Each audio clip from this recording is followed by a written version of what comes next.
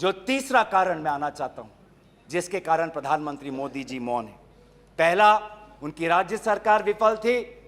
दूसरा, उनका गृह विभाग और राष्ट्रीय सुरक्षा सलाहकार विफल रहे। और तीसरा, प्रधानमंत्री मोदी जी के मौन रहने का कि वो अपनी भूल कबूल करना नहीं चाहते। अगर वो बोले तो कि उनकी चूक हुई है राज्य सरकार से, तो ये भूल वो कभी जनता के सामने कबूल नहीं करना चाहते, मौन रहना पसंद करते हैं।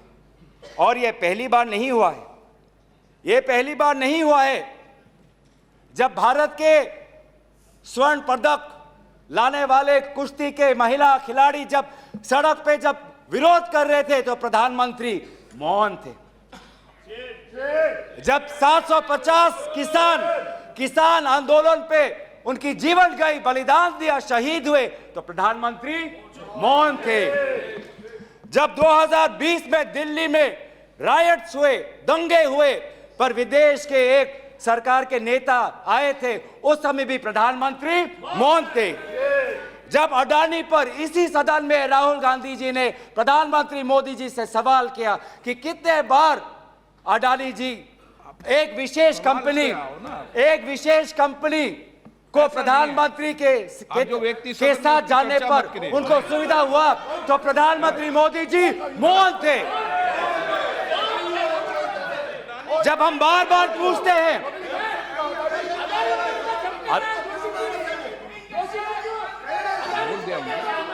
सर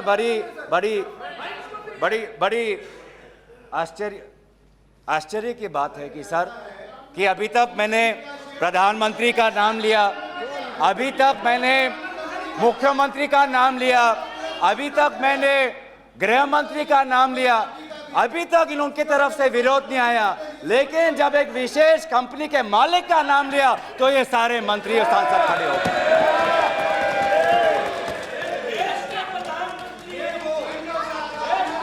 किसकी सरकार है सर? ये किसकी सरकार है? जब चीन पर हमने सवाल किया, चीन पर आप पूछे, मैं चीन पर आता हूं, जब चीन पर हमने सवाल किया कि चीन हमारे सीमा के अंदर कितने किलोमीटर पर है, तो प्रधानमंत्री मोदी जी मौन रहे।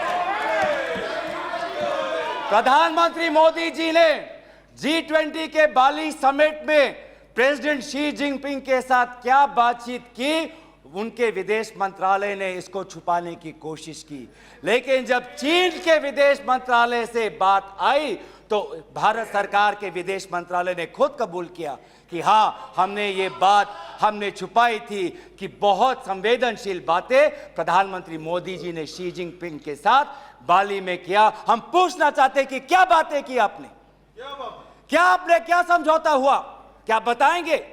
विदेश मंत्री ने कुछ दिन पहले हम सबके समक्ष एक स्टेटमेंट रखा, पर उस स्टेटमेंट पर भी बाली में प्रधानमंत्री मोदी जी और प्रेसिडेंट राष्ट्रपति शी जिनपिंग के बीच में क्या बात हुई, इन्होंने उजागर नहीं किया। आप चीन की बात करते हैं, तो प्रधानमंत्री मोदी जी जब जम्मू कश्मीर के पूर्व राज्यपाल ने कहा कि उन्होंने प्रधानमंत्री को फोन किया था, तो पूर्व ये राज्यपाल ने क्या कहा कि उनको चुप रहने का सलाह उनको मिला। प्रधानमंत्री मोदी जी मौन रहे।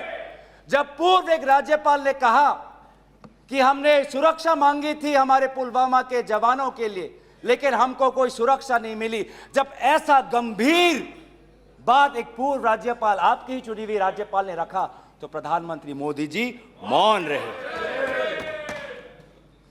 जब कोविड में सेकेंड वेव में लोग के सांसों में, फाफड़ों में ऑक्सीजन नहीं था, तब प्रधानमंत्री पश्चिम बंगाल में वोट मांग रहे थे। जब मणिपुर में महिलाओं पर अत्याचार हो रहा था, तो प्रधानमंत्री जी कर्नाटक में वोट मांग रहे थे। ये कैसा राष्ट्रवाद है?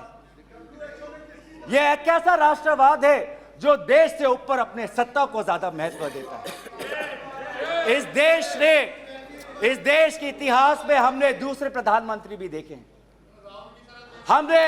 हमने ऐसे भी प्रधानमंत्री देखे हैं जिन्होंने उत्तर पूर्वांचल और भारत की संवेदना को समझा मैं उदाहरण देना चाहता हूं, जब असम में हमारा असम अकॉर्ड हुआ 1985 में, तो असम में हमारी कांग्रेस की सरकार थी, लेकिन शांति के पहल के लिए उस समय के पूर्व प्रधानमंत्री राजीव गांधी जी ने कहा कि कांग्रेस की सरकार बर्खास्त होनी चाहिए, हम एक निर्वाचन लाना चाहते हैं ताकि शांति आगे बढ़े।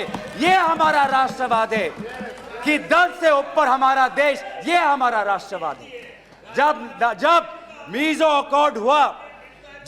अकॉर्ड हुआ, सुन लीजिए, सुनने का धैर्य रखिए।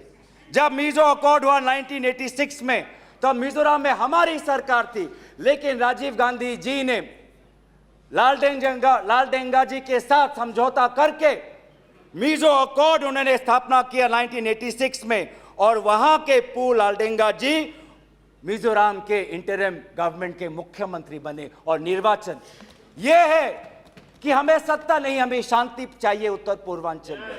अगर सत्ता खोनी पड़ी, दल का बलिदान देना पड़ा, तो उत्तर पूर्वांचल और देश की अखंडता के लिए हम वो बलिदान देने के लिए तैयार हैं। सोनिया जी को याद होगा, जब मीजो अकॉर्ड हुआ उसके अगले ही दिन राजीव गांधी जी और सोनिया जी मिजोरम गए थे, आइजवाल गए थे, और जगह जगह पर लोगों ने इन दोनों का स्वागत किया और उन्होंने कहा, स्वागत राजीव गांधी जी, वेलकम राजीव गांधी जी, आप शांति के प्रतीक हो। ऐसा पहल प्रधानमंत्री मोदी जी मणिपुर में क्यों नहीं करते? हम उनका समर्थन करेंगे, हम उनका समर्थन करेंगे। इस सदन में जब 2012 में असम में कोकराझार में जब हिंसा हुआ, तो इस सदन में, लोकसभा में, राज्यसभा में प्रधानमंत्री, हमारे पहले प्रधानमंत्री डॉक्टर मनमोहन सिंह जी ने इस सदन में उन्होंने बात रखी। जब कोकराझार में जब हिंसा हुआ, तो उसके 7 दिन बाद प्रधानमंत्री मनमोहन सिंह जी वहां पर गए और उन्होंने कहा, क्या कहा? उन्होंने कहा असम में जाकर, we are one people, we are one nation, we must live together as such, we must restore peace and calm throughout the area. ऐसी बातें प्रधानमंत्री मोदी जी क्यों नहीं कर? चलिए मेरे दल का नहीं, मैं आपके दल का उदाहरण देता हूं। जब 2002 में गुजरात में जब दंगे हुए, तो उस समय के प्रधानमंत्री वाजपेयी जी गुजरात गए थे, शाह आलम के वो रेफ्यूजी कैंप में गए थे।